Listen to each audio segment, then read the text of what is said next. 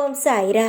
என் அன்பு செல்லமே, கடமைகளை செய்து கொண்டு இருக்கும் பொழுதே ஏகப்பட்ட தடைகள் வருகிறது என்று கவலைப்படுகிறாய்.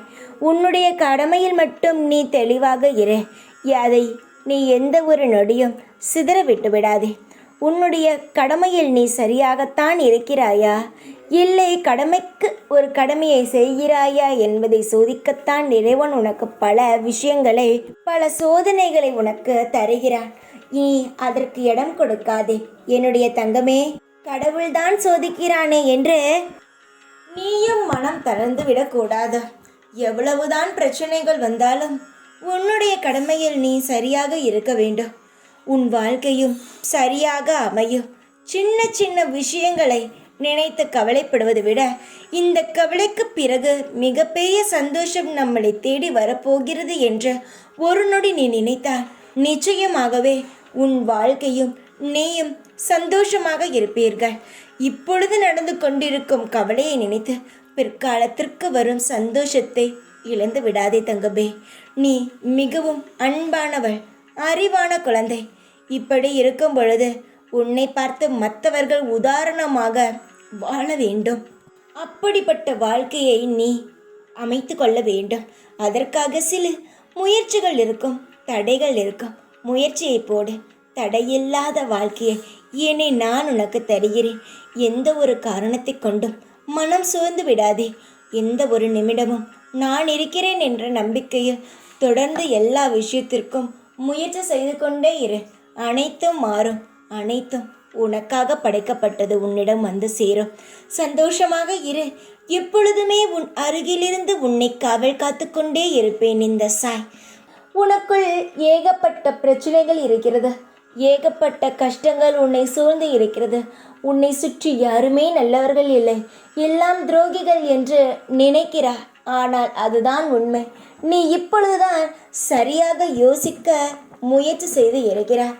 இதற்கு முன்பெல்லாம் எல்லாரும் நல்லவர்கள், யாருமே எனக்கு துரோகம் செய்யவில்லை, எல்லாரும் என்னை நல்ல முறையுடன் தான் பழகுகிறார்கள், எல்லாம் நல்லவர்கள் என்று நீ சொன்ன நீயே இப்பொழுது யாரும் எனக்கு நல்லவர்கள் செய்யவில்லை, நல்லவர்களே இல்லை என்று உண்மையை புரிந்து கொண்டாய்.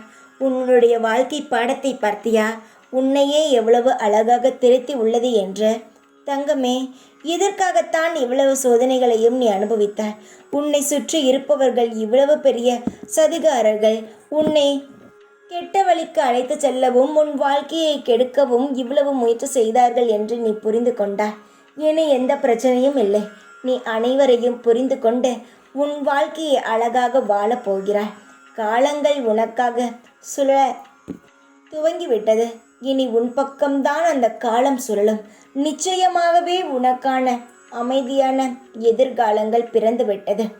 இன்றிலிருந்து உன்னுடைய அனைத்து விஷயத்திற்கும் நானே பொறுப்பு. இனி உன் வாழ்க்கையில் நல்ல காலம் துவங்கிவிட்டது. இதுவரை இருந்த உன்னுடைய கர்மாக்கள் அனைத்தும் முடிந்து இன்பமான சூழ்நிலை உன் வாழ்க்கை சூழ துவங்கிவிட்டது. இனி எதை பற்றியும் கவலைப்படாதே. கவலைப்பட்ட நாட்கள் தான் முடிந்து விட்டதே. இனி எதற்காக கவலைப்பட வேண்டும்?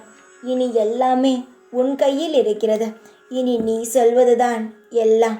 நீ நினைப்பது அப்படியே நடக்கும். இனி உன் வாழ்க்கையில் நீ வருமானத்துடனும் செல்வங்களுடனும் நிச்சயமாக சந்தோஷமாக அனுபவித்து வாழ்க்கை என்றால் இதுதான் என்ற நிலைக்கு வரப்போகிறாய். என் வாக்கு பலிக்கும் பார். சீக்கிரத்தில் என்னுடைய வாக்கை நீ அனுபவிக்கத்தான் போகிறாய்.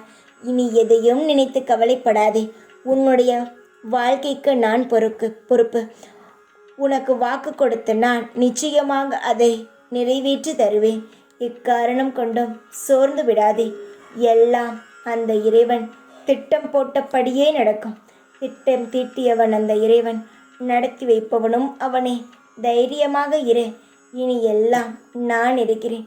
எப்பொழுதும் உன் கூடவே இருப்பேன் நான். ஓம் சாய்ராம்.